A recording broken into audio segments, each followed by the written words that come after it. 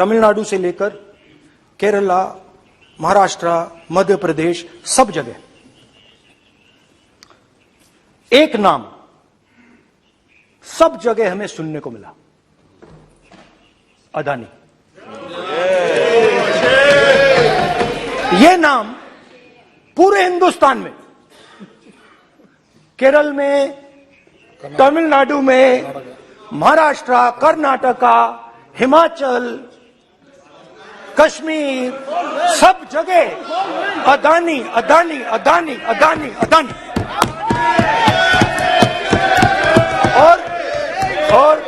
और ये नाम नहीं, और इस नाम के बारे में जब लोग बोलते थे मुझसे तो 2-3 सवाल पूछते थे।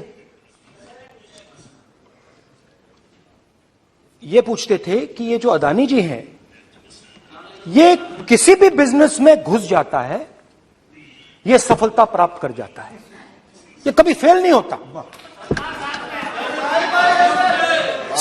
और युवाओं ने मुझसे यह सवाल पूछा कि भाई ये हो क्या रहा है, हम भी सीखना चाहते हैं। मोदी जी ने कहा स्टार्टअप करो, हम भी अदानी जी जैसे बनना चाहते हैं। तो भैया किसी भी बिजनेस में घुस जाओ और एकदम सक्सेस हो जाए। यह पहला सवाल था। दूसरा सवाल था कि ये अदानी जी हैं, ये किसी भी बिजनेस में घुस जाते हैं। पहले ये 1-2 बिजनेस करते थे, अब ये 8-10 सेक्टर्स में काम करते हैं। Airports, data centres, cement, solar energy, wind energy, aerospace and defence, consumer finance, renewables, media. तो उन्होंने मुझसे पूछा कि राहुल जी, हाँ वेट करो, बेटे हाँ, धन्यवाद। पोर्ट्स की बात भी थी।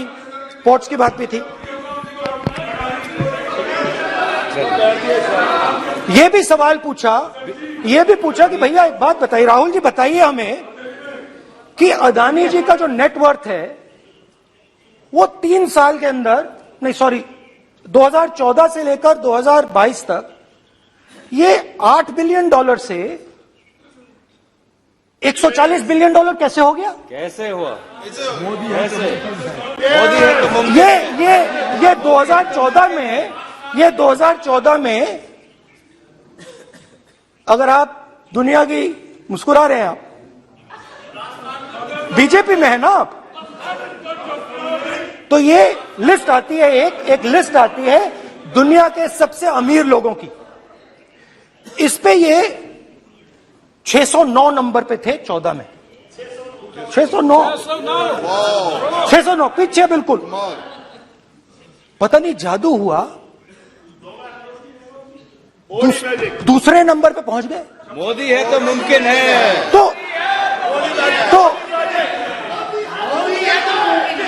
तो मुझसे पूछा यार, बहुत सारे लोगों ने पूछा कि भैया राहुल जी बताइए,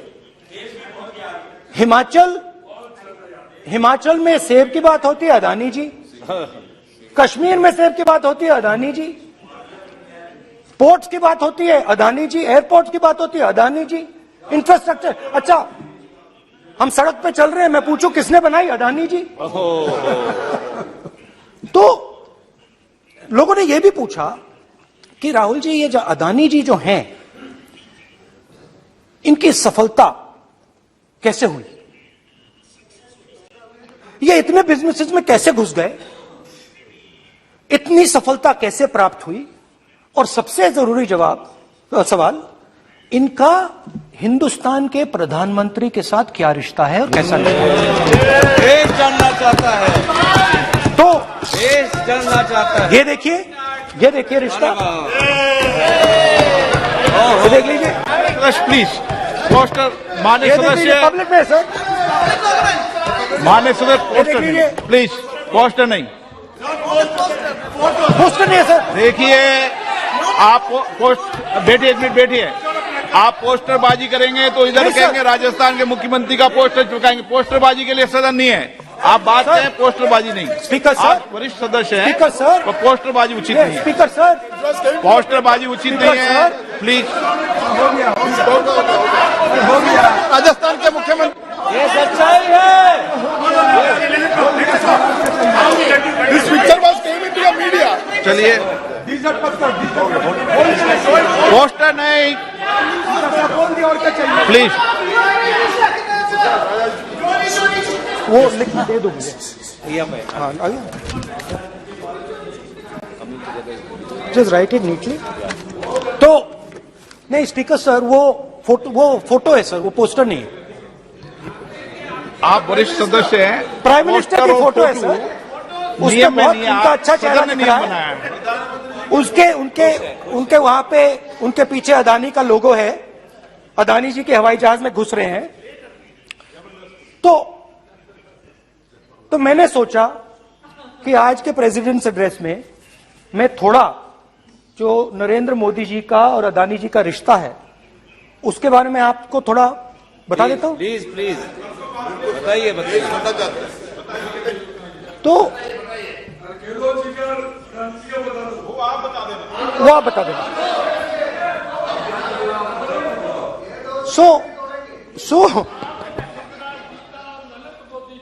So the relationship begins many years ago when Narendra Modi ji was the Chief Minister of Gujarat.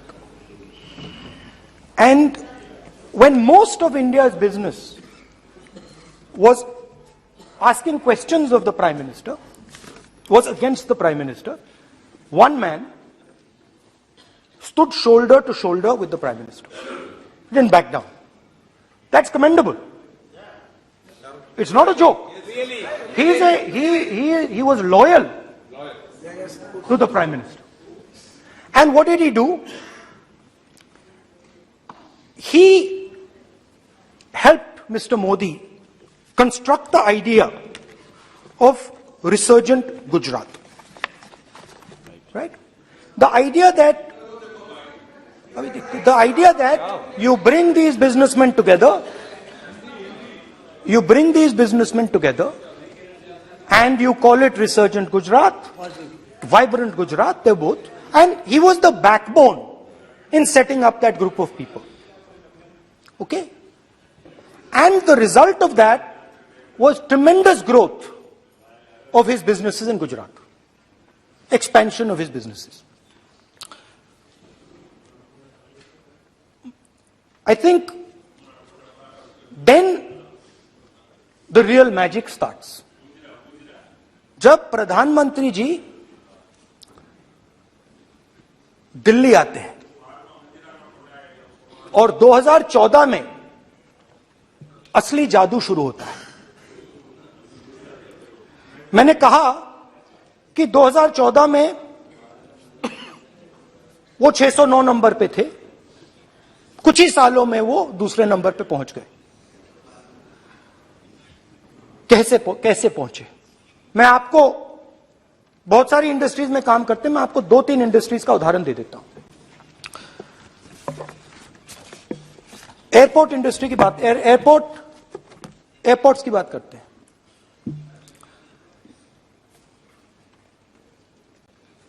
कुछ साल पहले सरकार ने हिंदुस्तान के एयरपोर्ट्स को डेवलप करने के लिए दिया।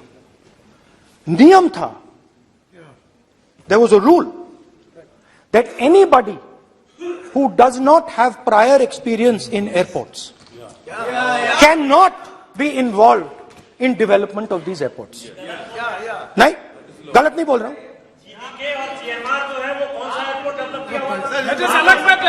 आप बैठ जाइए।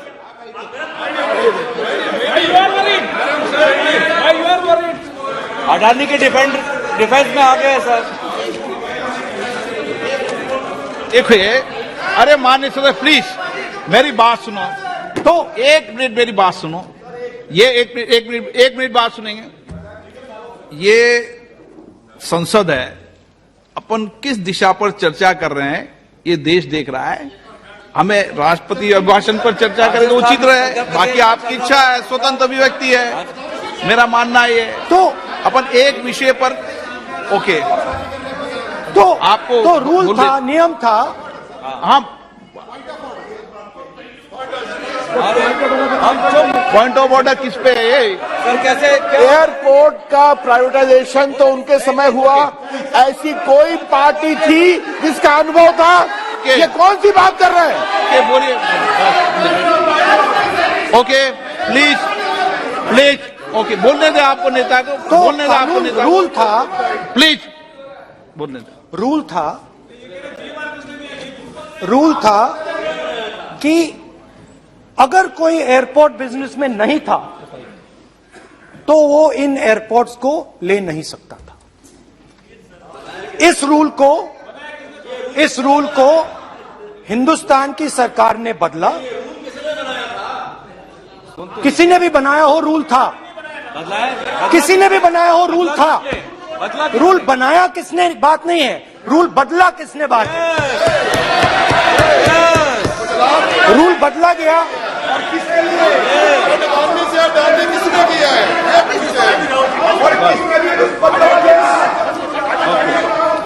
रूल बदला गया।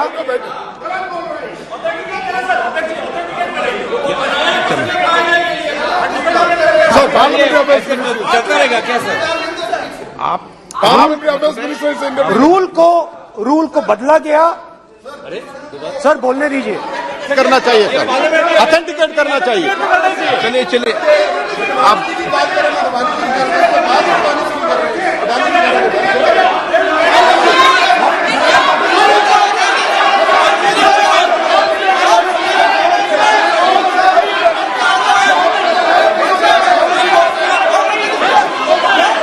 रूल बदला गया सर, स्पीकर सर।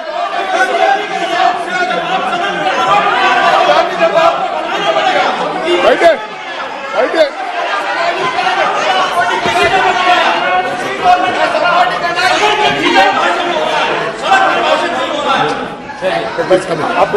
तो ये रूल बदला गया। उस समय मीडिया में इसके बारे में चर्चा हुई थी।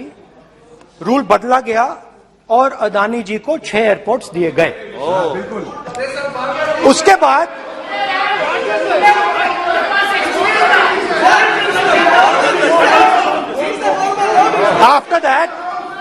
after that India's most strategic profitable airport, Mumbai airport, was taken away by GVK, hijacked by using the agencies. The agencies को CBI, ED का प्रयोग कर GVK पर दबाव डालकर हिंदुस्तान की सरकार ने उस एयरपोर्ट को अदानी जी के हाथों में कर दिया। सच है। रिजल्ट क्या आया? रिजल्ट आया कि एयरपोर्ट्स में आज अदानी जी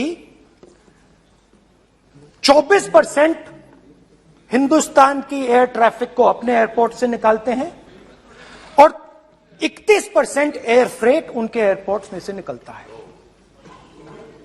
अब यह काम हिंदुस्तान की सरकार और हिंदुस्तान के प्रधानमंत्री जी ने फैसिलिटेट किया। तो बताइए, बोलिए वित्त मंत्री, विधि मंत्री। और ये जो सर ये हाउस में सर ये बोल रहे, तुम तो ज्ञान बांट रहे हो, बैठ जाओ। सर ये यहाँ बहुत गंभीर मिनिस्टर हैं ये देश ये राष्ट्रपति का उद्बोधन को लेकर एक गंभीर चर्चा हो रही है। जो भी मेंबर कुछ भी बात करे विद फुल रिस्पॉन्सिबिलिटी ऑथेंटिकेट करें। और ये वाइल्ड एलिगेशन अपना एक सोच के आया है, बिना तर्क के ऐसे वाइल्ड एलिगेशन लगा रहे, ये कोई मतलब नहीं है सर। ये ऐसे नहीं बोल सकते और वो सर तर्क रखना पड़ेगा। अगर एलिगेशन लगा रहे हैं तो आपको पूरा डॉक्यूमेंट प्रूफ के साथ आपको रखना पड़ेगा। दे देंगे आप ऐसे बातें नहीं दे देंगे, और ये गंभीरता को समझिए। ये डॉक्यूमेंट्री प्रूफ दे देंगे। अब आपने जो पिछले स्पीकर थे उन्होंने फॉरेन पॉलिसी की बात की, हम भी फॉरेन पॉलिसी की बात करते हैं। चलिए डिफेंस से शुरू करते हैं।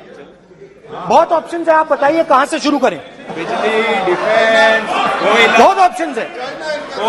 Defence, let us start with defence. अब डिफेंस में अदानी जी का कोई एक्सपीरियंस नहीं था, जीरो एक्सपीरियंस। कल मैंने प्रधानमंत्री को एचएएल में देखा। प्रधानमंत्री जी ने कहा कि गलत आरोप लगाया, मगर रियलिटी तो यह है कि एचएएल का जो कॉन्ट्रैक्ट था 126 हवाई जहाजों का, वो अनिल अंबानी को चला गया और अनिल अंबानी बैंकरप्ट हो गया। वहां भी फैसिलिटेशन था। अब देखिए, और ये जो फ्यूचर एंटरप्रेन्योर्स हैं, जो बिजनेस स्कूल हैं, हार्वर्ड यूनिवर्सिटी जैसे स्कूल हैं, इनको इसका केस स्टडी, इसकी केस स्टडी बनानी चाहिए, शायद बने। How to use government power to build individual businesses, case study.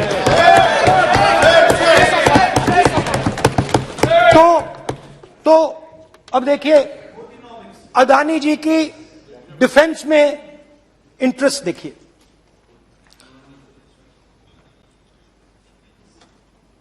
Elbit company के साथ हिंदुस्तान में अदानी जी ड्रोन्स बनाते हैं। ड्रोन्स को हिंदुस्तान की एयरफोर्स, आर्मी, नेवी के लिए रिफिट करते हैं। अदानी जी ने यह काम कभी नहीं किया है पहले। एचएएल यह काम करती है। हिंदुस्तान में और भी कंपनीज हैं जो ये काम करती हैं, मगर प्रधानमंत्री जी इजरायल जाते हैं और उसके एकदम बाद अदानी जी को ये कॉन्ट्रैक्ट मिल जाता है, मगर एक नहीं मिलता। ये मत सोचिए कि ये सिर्फ एक कंपनी की बात हो रही है, ये इंडस्ट्रीज की बात होती है यहां पे। जैसे मैंने आपको दिखाया, एयरपोर्ट का पूरा सिस्टम उठा के ले गए, 30% मार्केट शेयर एयरपोर्ट में ले गए, वैसे ही डिफेंस में करा। तो 4 डिफेंस की इनके पास कंपनीज हैं। यह काम इन्होंने कभी नहीं किया। स्मॉल आर्म्स, जिसमें टावर है जो हमारी स्पेशल फोर्सेस यूज करती है, आर्मी यूज करती है, जिसमें गलील स्नाइपर राइफल है, ये सब अदानी जी बनाते हैं। सीधा स्ट्रेट इजरायल में प्राइम मिनिस्टर जाते हैं, प्राइम मिनिस्टर के साथ वहां पे मतलब बीच में पैदल चलते हैं और फिर जादू से पीछे से इंडिया का फर्स्ट कॉम्प्रिहेंसिव एमआरओ मिल जाता है मेंटेनेंस के लिए, जहाजों के मेंटेनेंस के लिए। स्मॉल आर्म्स का बिजनेस मिल जाता है, इजरायली जो ड्रोन्स हैं उसका बिजनेस मिल जाता है। मतलब जो हिंदुस्तान और इजरायल का डिफेंस का रिश्ता है वो पूरा पूरा अदानी जी के हाथ में चला जाता है, खत्म कहानी। हाँ, उसमें पेगासस भी है, तो पता नहीं वहां से क्या मतलब पेगासस कैसे आया, क्या हुआ, किसने दिया। अच्छा, एक और बड़ी इंटरेस्टिंग चीज है, एक कंपनी है अल्फा डिफेंस, जो डिफेंस इलेक्ट्रॉनिक्स का काम करती है, एवियोनिक्स का काम करती है, और बहुत स्ट्रेटेजिक कंपनी है। वो भी अदानी जी के हवाले कर दी गई, अदानी जी ने एक्वायर कर लिया। तो आपने देखा कि एयरपोर्ट्स का बिजनेस 30% मार्केट शेयर, हिंदुस्तान और इजरायल का जो वेपन्स का बिजनेस है 90% उठा के ले गए। एक विजिट फॉरेन पॉलिसी, ये है फॉरेन पॉलिसी। चलिए, अब मैंने आपको इजरायल की बात बताई, ऑस्ट्रेलिया चलते हैं। कोयला, ऑस्ट्रेलिया चलिए। ऑस्ट्रेलिया में अदानी जी जाके, नहीं क्यों? आप तो डिबेट करना चाहते थे, आप भी तो डिबेट करना चाहते थे। आपने बोला था कोई भी विषय पे डिबेट हो, तो हो गया अब डिबेट। अब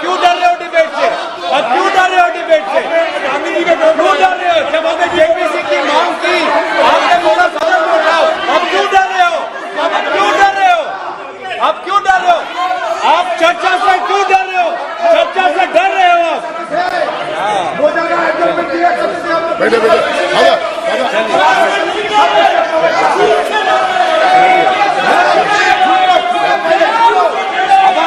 अब सुनना पड़ेगा, अब सुनना पड़ेगा, अब सुनना पड़ेगा। ऑस्ट्रेलिया जाते हैं प्रधानमंत्री, ऑस्ट्रेलिया जाते हैं।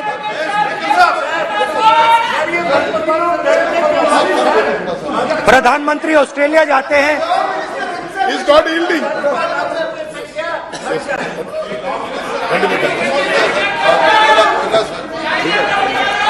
ऑस्ट्रेलिया जाते हैं।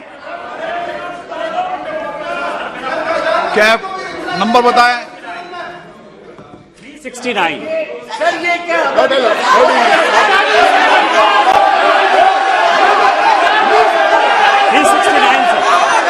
ये कहता है सर, एक पेपर और document to be laid on the table shall be Dolly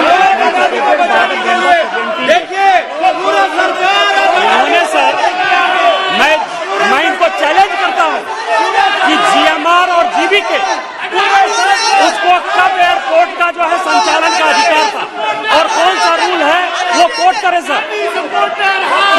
किस रोल के आधार पर ये इनको मैं चैलेंज करता हूं, पूरी कांग्रेस पार्टी को चैलेंज करता हूं कि जीएमआर और जीबीके को कौन सा एयरपोर्ट चलाने का लाइसेंस जब दिया तो उनको उसका नॉलेज था। मैं चैलेंज करता हूं पूरी कांग्रेस पार्टी को। जब इन्होंने बिरला को बनाने का दिया, डालमिया को बनाने का दिया, टाटा को बनाने का दिया लाइसेंस, उस वक्त उनको कौन सा मोटर चलाने का अधिकार था सर। ये गलत बयानी कर रहे हैं। मेरा ये कहना है कि आप एलिगेशन प्रधानमंत्री को ऊपर लगा रहे हैं, आप पेपर दीजिए और कौन सा रूल भारत सरकार ने चेंज किया एयरपोर्ट में अडानी के लिए वो ऑथेंटिकेट कीजिए, नहीं तो इस तरह की बात नहीं कर सकते।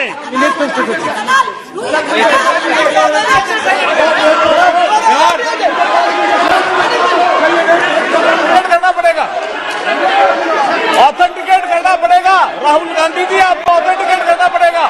आप ऐसा नहीं बोल सकते हवा में, आप हवा में बोल रहे हो और प्रधानमंत्री जी पर आरोप लगा रहे हो। आपको ऑथेंटिकेट करना ही पड़ेगा। आप ऐसे ही बोल रहे हो कि जीएमआर का जीवीके का समय रूल कहा था, रूल कोई रूल नहीं था। आपको यह तो ऑथेंटिकेट और ऑथेंटिकेट करके ही रखना पड़ेगा आपको। पहले रखिए और उसके बाद आगे बात करने देंगे, नहीं तो माफी मांगिए देश से। आप प्रधानमंत्री जी पर आरोप लगा रहे हैं, सर बोलने दीजिए। अनाप शनाप आरोप लगा रहे, बिना किसी डॉक्यूमेंट के आरोप लगा रहे प्रधानमंत्री जी पे। रूल 353 सर, रूल 353 किया है sir, no allegation of defamatory और incriminatory nature shall be made unless you have given notice. छोड़िए, वो तो प्रधानमंत्री के खिलाफ एलिगेशन लगा रहे हैं बिना नोटिस दिए, बिना कोई डॉक्यूमेंट दिए। सर ये रिकॉर्ड पर नहीं जाना चाहिए सर, ये बिल्कुल रूल का उल्लंघन है। और क्या क्या बातें वो कह रहे हैं सर, मैं उसको रिपीट नहीं करना। Reckless allegation, baseless allegation in violation of rules, sir ये स्वीकार नहीं होना चाहिए।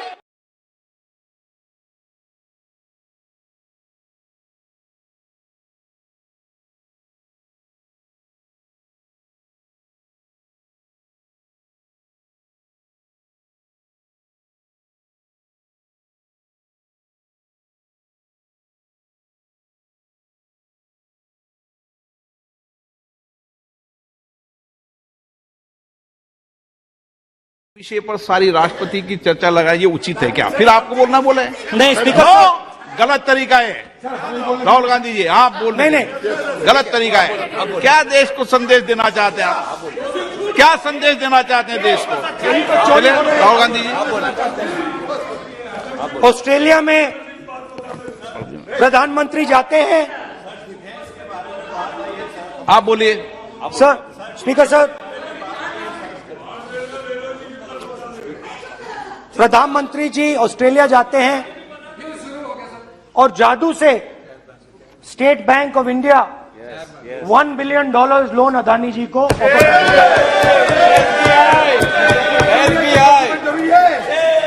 सर इसका भी डॉक्यूमेंट जरूरी है क्या बताओ? मोदी जी आपका सरकार की पास है। Sadyr please. उसके बाद मैं उदाहरण दे रहा हूं, पूरी दुनिया में मोदी जी जाते हैं, घूमते हैं, तो मैं बता देता हूं क्या होता है वहां पे। बांग्लादेश में गए, हाँ हाँ, काम पे ही जा रहे हैं, वही तो बोल रहा हूं, काम पे जा रहे हैं, बांग्लादेश जाते हैं। मोदी जी की पहली ट्रिप होती है बांग्लादेश में, वहां पे बांग्लादेश को इलेक्ट्रिसिटी बेचने का डिसीजन लिया जाता है। कुछ ही दिन बाद बांग्लादेश पावर डेवलपमेंट बोर्ड 25 साल का कॉन्ट्रैक्ट अदानी जी के साथ साइन कर देता है। 1500 मेगावाट इलेक्ट्रिसिटी का कॉन्ट्रैक्ट अदानी जी। चलिए वहां से श्रीलंका चलते हैं।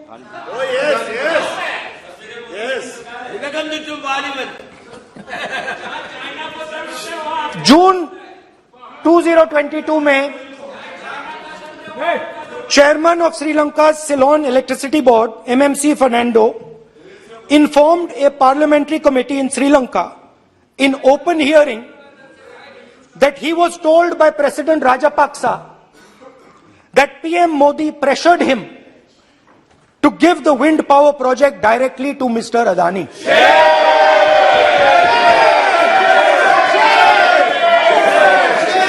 मतलब श्रीलंका इलेक्ट्रिसिटी बोर्ड के चेयरमैन कहते हैं कि उन्होंने राजापाक्सा जी ने कहा कि हिंदुस्तान के प्रधानमंत्री ने उनको कहा है कि ये विंड पावर का प्रोजेक्ट है, ये अदानी जी को देना है। तो ये रही आपकी फॉरेन पॉलिसी। ये हिंदुस्तान की फॉरेन पॉलिसी नहीं है, ये अदानी जी की फॉरेन पॉलिसी है, उनके बिजनेसेस बनाने की फॉरेन पॉलिसी है। अब यात्रा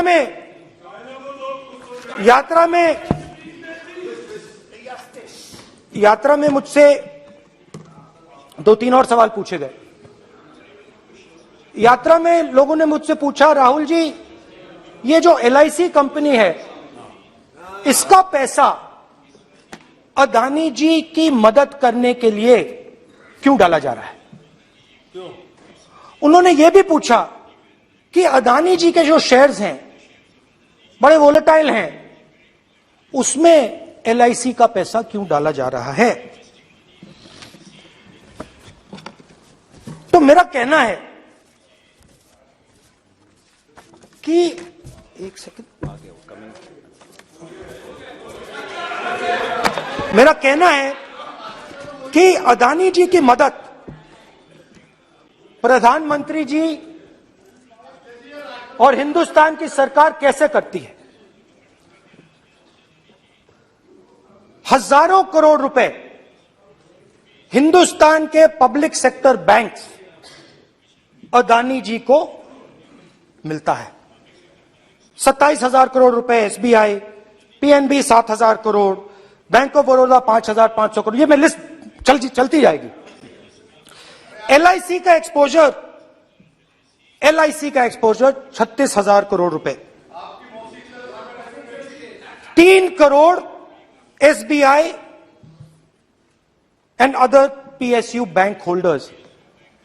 Money is going to Mr. Adani and to finance.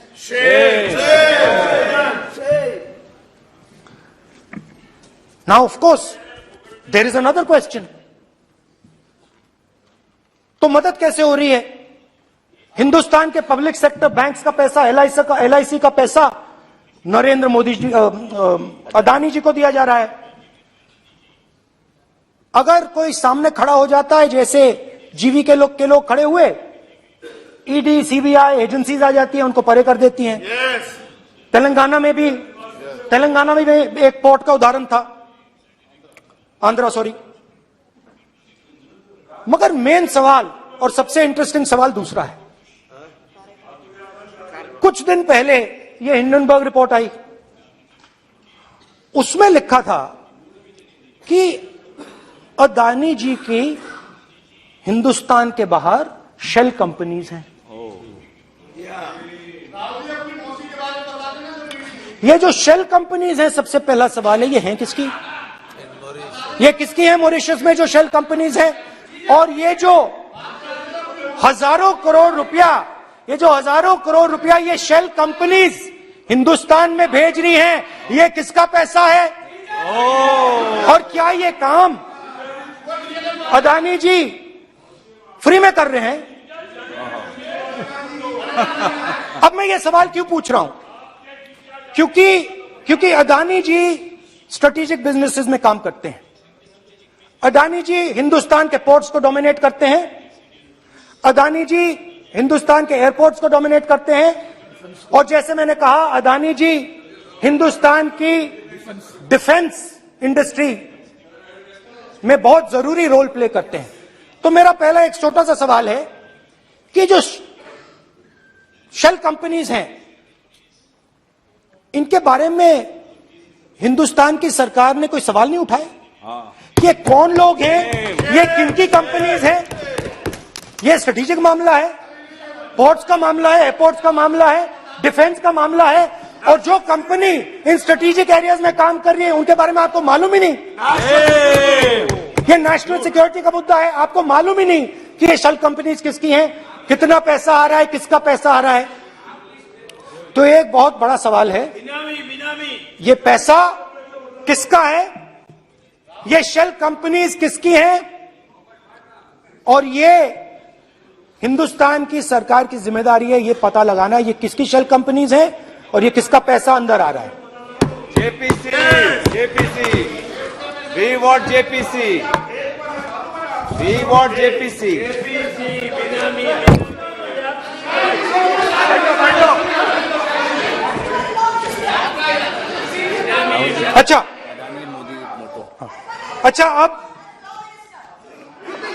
अच्छा अब चलिए छोटा सा बजट के बारे में बता देता हूं। 2022 में अदानी जी अनाउंस करते हैं कि वो $50 बिलियन इन्वेस्ट करेंगे to build the world's largest green hydrogen ecosystem. और इस बजट में बीजेपी की सरकार निर्मला सीतारमण जी कहती हैं हम ग्रीन हाइड्रोजन के लिए बहुत ह्यूज इंसेंटिव्स देंगे। 19,700 करोड़ रुपए हम ग्रीन हाइड्रोजन के लिए देंगे, मतलब अदानी जी को देंगे। जुगलबंदी बजट में अदानी जी के लिए 50 नए airport, coastal shipping, horticulture, grain storage, ये सब काम आप कर रहे हैं।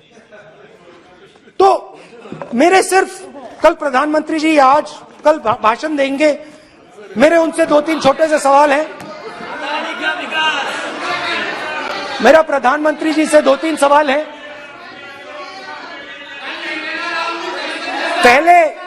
पहले अदानी जी के हवाई जहाज में मोदी जी जाते थे, अब मोदी जी के हवाई जहाज में अदानी जी जाते हैं। पहले लोकल मामला था, फिर नेशनल मामला हो गया, उसके बाद इंटरनेशनल मामला हो गया। अदानी जी के लिए बोरिस जॉनसन का बेटा काम करता है, आपको पता नहीं मालूम है या नहीं मालूम? भाई सॉरी, नहीं बेटा भी, भाई काम करता है। तो ये मामला पहले गुजरात का मामला था, फिर ये हिंदुस्तान का मामला हुआ, अब ये इंटरनेशनल मामला हो गया है। तो मेरा सवाल प्रधानमंत्री जी से, और सिंपल सवाल है, प्रधानमंत्री जी आपकी फॉरेन ट्रिप्स पे अदानी जी और आप कितनी बार एक साथ गए?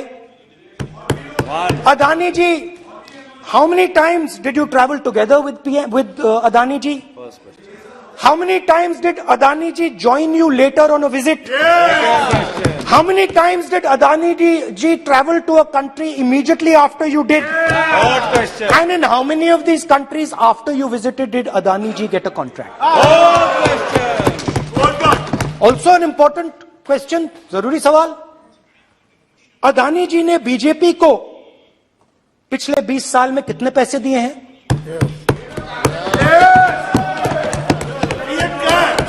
इलेक्टोरल बॉन्ड्स में कितना पैसा दिया है?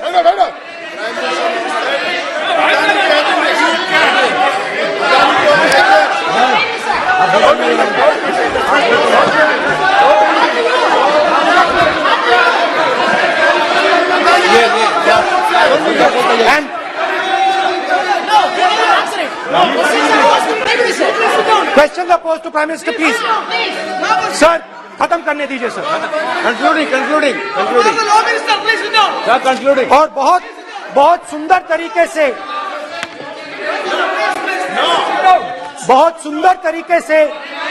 वो चलिए क्या हो रहा है सर, मैं सिर्फ इतना कहना चाहता हूं, राहुल जी अभी आप सीनियर एमपी हो गए हैं, आप एक सीनियर एमपी हो चुके हैं। हम लोग एक्सपेक्ट करते हैं कि इस सदन का सदस्य होने के नाते जो भी बातें आप करेंगे गंभीरता से आप बात करेंगे। बाहर आप जो भी भाषण देते हैं हम लोग उसको रोक नहीं सकते। इस सदन के अंदर में जो भी बात कही जाती है पूरा गंभीरता के साथ, प्रमाण के साथ कहे जाना चाहिए, ये परंपरा है। और राहुल जी ने कहा कि प्रधानमंत्री विदेश घूमने जाते हैं।